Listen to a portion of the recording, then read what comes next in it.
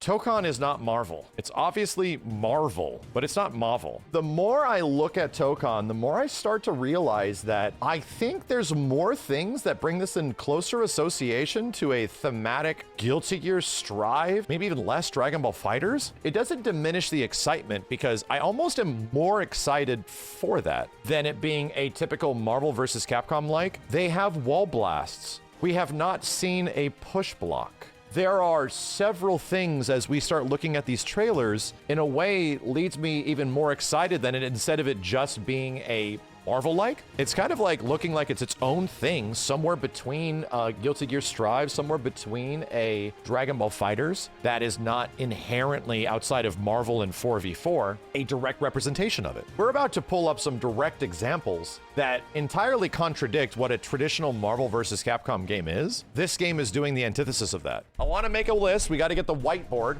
Hold on a second. This isn't Marvel, baby. It's Tokon time. Did Arc System Works show up and literally stab Capcom in the back, leaving nothing, the entire franchise rendered asunder? I cannot believe ASW showed up and betrayed Capcom twice. Let's talk about the things that are Marvel-like. 4v4 is Tokon-like. You know me, dude. My brain was already associating. The number is quite literally in the name. Like, if we're going to be talking about the future of Marvel vs. Capcom as a franchise, if it did have a future before Tokon was even announced, you're like, dude, it would be Marvel 4, then, yeah, 4 versus 4 gameplay. It seemed like the natural evolution, but it didn't happen. Now, Marvel vs. Capcom is seemingly done, potentially. The last game possibly a collection of games in a franchise. But to be real, MVC4 didn't happen. 4v4 gameplay is now a thing that ArcSys and Marvel are moving forward with their Marvel-specific fighting game. I don't even know if that is something that can be counted in terms of a thing that would have belonged to Marvel vs. Capcom, because we're talking about a theoretical MVC that never existed. MVC doesn't actually have the identity of being a game that is 4v4. It has been a lot of things that in fact went backwards with the last version of the game to do something completely different, but still, that ain't it, man. But let's talk about some other things, and let's do the big one for MVC, crossover. The largest identity to Marvel vs. Capcom is not just the fact that X-Men and Marvel characters are in it. It is Marvel and Capcom. Dragon Ball Fighters was a Marvel vs. Capcom-like. It missed the essence of what makes MVC MVC. Guess what, chat? The essence of what makes Marvel vs. Capcom what it is really in the spirit of guest characters. Smash Brothers has the spirit of a Marvel vs. Capcom, which is why so many people flip the hell out when it comes to Smash reveals and stuff. Any character from these franchises could show up, some like out of the ditch, out of the gravestone, they're back, baby, like type of stuff can legit happen in the spirit of a Marvel game, of like a Marvel vs. Capcom game. What I call this is the dreams come true, and the dreams don't die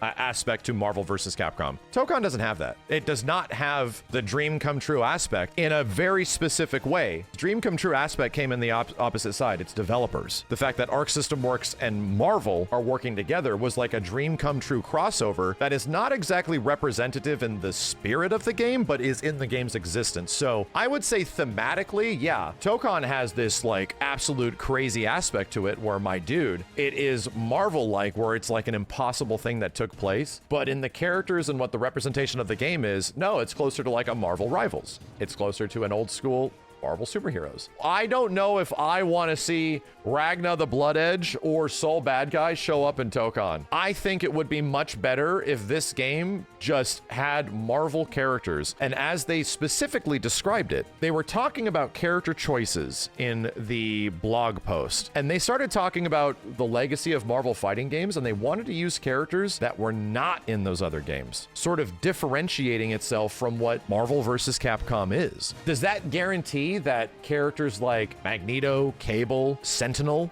that many of those characters are going to make it into this spot, I am almost in the line of thinking that there might be a very large differentiating aspect to Tokon in comparison to what Marvel vs. Capcom's roster is. We're obviously getting Wolverine, my dude. We're obviously getting the mainstays. We got Doctor Doom. We got a lot of the stuff that we expect, but many of the people that we closely associated to be Marvel characters come from MVC games. And do they have a guaranteed chance of showing up? I don't know. Is Psyche gonna show up in this game? Because guess who was the cover, the poster boy of the latest MVC collection? It was Cyclops, dude. All I'm saying is that if Tokon has those, I'm happy, dude. Those are the characters I love the most in Marvel games, man. Those are the ones I like the most. If we're talking about crossover, these two things are very different. This is something that Tokon will not likely be doing, that Marvel vs. Capcom literally has its entire identity and history. Let's call out some gameplay mechanics and things that are different. This is a big one, dude. You maybe be like, okay, that counts, but does it count really? And this goes under the Marvel vs. Capcom side that is quite literally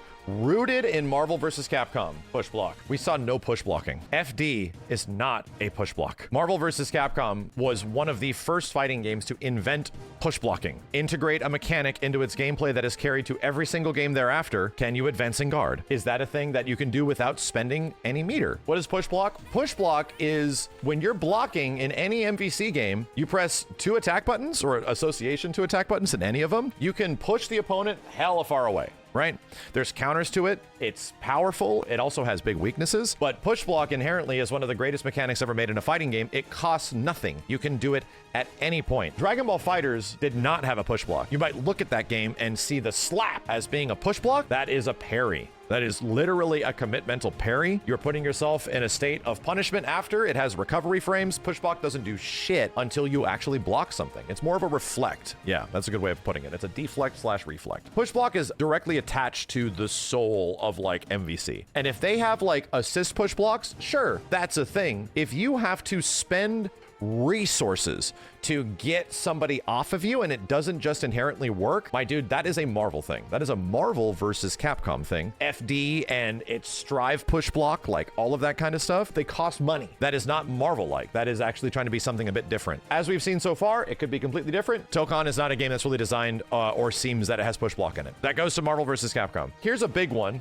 that directly associates its identity with the games that come before it and the developer, wall breaks. Inherently very Guilty Gear Strive by representation. Tokon has seemingly wall splats, wall bursts, and wall conversions from one place to the next. There might be the wall and stage transitions used in association, but the functionality of like a traditional like wall break, pretty much from Strive. And it looks like they have something that is kind of Guilty Gear Strive-like, where the walls are there, but not really there. You know, they're there somewhat, but they're not entirely there. That is very much an Arc System Works thing. That is very much a Guilty Gear Strive sort of thing, you know? You can break one wall in MVC1, and it was a teaser. It was the bathhouse wall. There might be one other, but wall breaks by the association of the characters eventually going to fly through that wall is a pretty big deal, and it's something that kind of has been in Guilty Gear Strive and other games like Injustice. But in Injustice, dude, you can't just wall break, right? You have to back 3 them. It's very un-MVC-ish. Corners and walls are kind of a relative pretty big deal in Marvel vs. Capcom, usually set up to the dirtiest, nastiest combos that most characters sort of have. Marvel vs. Capcom has always written this really fine line of East meets West art, where we get what is effectively one of the most Western sort of things that you could ever have, and you could have that interpreted by Japanese artists, to have them not go like crazy with their own visual stylings, to have something that sort of meets it right in the middle, which has always left MVC in a really specific, unique spot. Yeah, dude, Marvel vs. Capcom has this very, very, very specific, unique art style for every single game. And Marvel 3's obviously got one of the most pronounced ones, and Marvel Infinite the ugliest. It's a big aspect of the game. So that in comparison, Tokon is full commitment, super anime. It is the most otaku-y otaku game. They're barely even translating the title for you, my dude. They are just like, hey, you know what? As we saw in their interview, so we're gonna do our own version. We're gonna make like our interpretation of a Western art style. And then the Marvel guys came back in the interview and they're like, nah, don't do that. I want you to turn Iron Man into a whole ass Gundam. Let's instead lean into onto the super anime otaku aspect of the game and just full bore it. Why is that important? Well, what is it the opposite of? Arc System Works was originally doing this. That's already been done before. MVC is the comic book game. Instead, this one goes crazy hard in the Japanese aspect. To me personally, that's a big difference, right? That is something that is sitting between both of these games where it felt like, as far as the Tokon side of the perspective, dude, these guys were trying to get away from this. It's probably best that this game has its own identity instead of just piggybacking on what has already been done before. I think that was a really good call to have super unique looking, hella Japanese Marvel characters, you know? Both games feature aerial rave. To be real, Guilty Gear, going all the way back to the 90s, literally was a vertical game. The stage in Guilty Gear 1 and Guilty Gear X, like all the way back in the day, and also Guilty Gear Strive, share very similar large scales, right? So where the stage is not super horizontal, medium size. No, it goes up there. Like when your ass gets launched in Guilty Gear Strive, Guilty Gear Xrd, old Guilty Gears, your bitch ass goes flying. It's something that both of these games share. And it's sort of been the identity of the majority of ArcSys games for a long time, going all the way back to clearly the fact that Guilty Gear was inspired by many things back when it was even happening way, way, way back in the day. Aerial Rave is a huge part of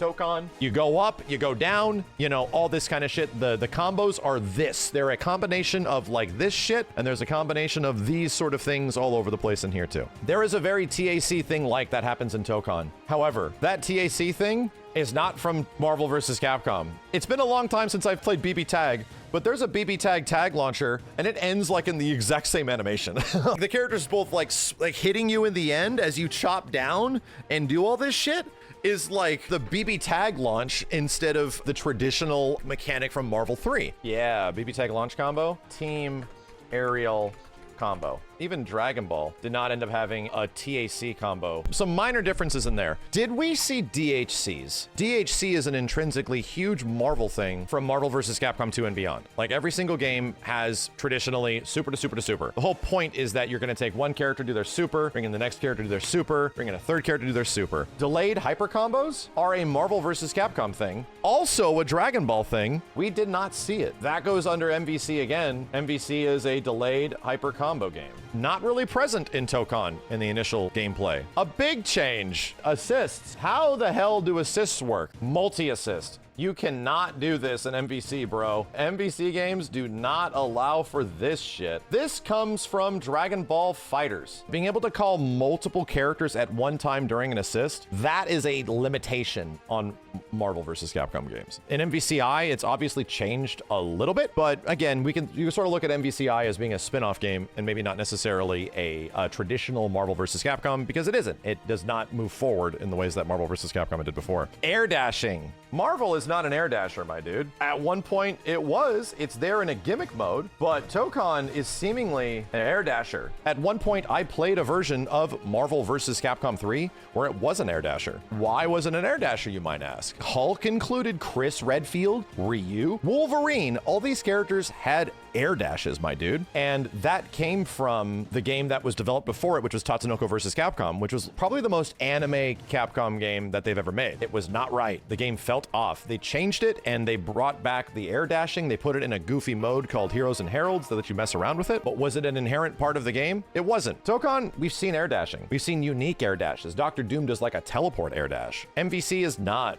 an air dasher. This is a big one. We actually do not have an answer on this one yet. Movement. Movement in a MVC game is huge. Quite literally is the identity. It felt like MVCI was also a game that had very limited movement. Let's use this term because I think it has more identity. Let's use the term movement. Because of that, let's take the Tokon perspective here. Not a crazy amount of movement. Obviously running, obviously air dashing. We've seen some stuff there. Just to talk from a relative perspective, all the games that this fighting game developer has done over the past 5 years, movement is not a huge priority. It's obviously important. The ability for you to manipulate characters' movement, they just give you dash buttons in most of these games. Your ability to move across the screen is pretty limited in terms of what you get. The best you're sort of getting is like double jumps or triple jumps or that kind of stuff, which is pretty traditional in most fighting games to a certain degree. But the movement in Arc System Works games is pretty like straightforward, and they give you a lot of things to work with. If we go back and you look at the Tokon trailer as we analyzed and looked at it, there was some unique movement aspects, but my dude, the most unique one was Dr. Dr. Doom and his forward dash was like Bison's Street Fighter V dash. He teleported, almost a Dimitri-like teleport. This also ties into triangle dashing. To be real, the movement that we saw so far, which could have been chosen to be slowed down, most of the movement we saw in Tokon was pretty slow. And it was like kind of traditional, like Guilty Gear Strive sort of looking movement. No box jumping, like no crazy things like that. That could still change, but as we are given information right now, Tokon doesn't look like an insane movement game. Tagging in and out is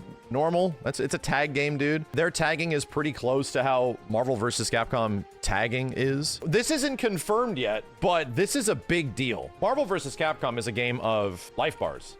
Every character has a life bar. Every character has their own health. And the only way to win is not to kill one character, it's to kill every single character. You all gotta die. Right now, the way they're describing Tokon is pretty unique. We do not have confirmation on this. This is theoretical. I'm going to say it right now. This is theoretical. Health bars in Tokon are not known. They did talk about the way that life and characters are distributed. They talked about the fact that a 4v4 game is really daunting. He ain't wrong. But you can control all 4 characters. You can also have a hero character that gets 3 helpers. Either they're going to have something pretty crazy. Having 4 characters with 4 health bars seems like a much better idea than having 1 character's health bar with a bunch of helpers, unless we really start scaling this stuff. That's going to greatly benefit the person that has 4 functional characters with all these assists and mechanics and shit like that, you know? There's a lot of theorizing right now that Tokon is a single life bar, which is a lot different. That's a lot different than most tag-based fighting games. It's a lot different than most tag team fighting games. Somehow, maybe the way they get this to work is that you have to take down the hero character's life, or if you damage the assists and knock them away, maybe they take damage and also reduce an overall health bar. It's really hard to imagine how the shit a singular health bar is going to work, or how the team functionality is going to work when you have that many characters and you can also only have 1 character. We don't know if this is confirmed yet, but it's like, how do you solve that, my dude? As soon as we see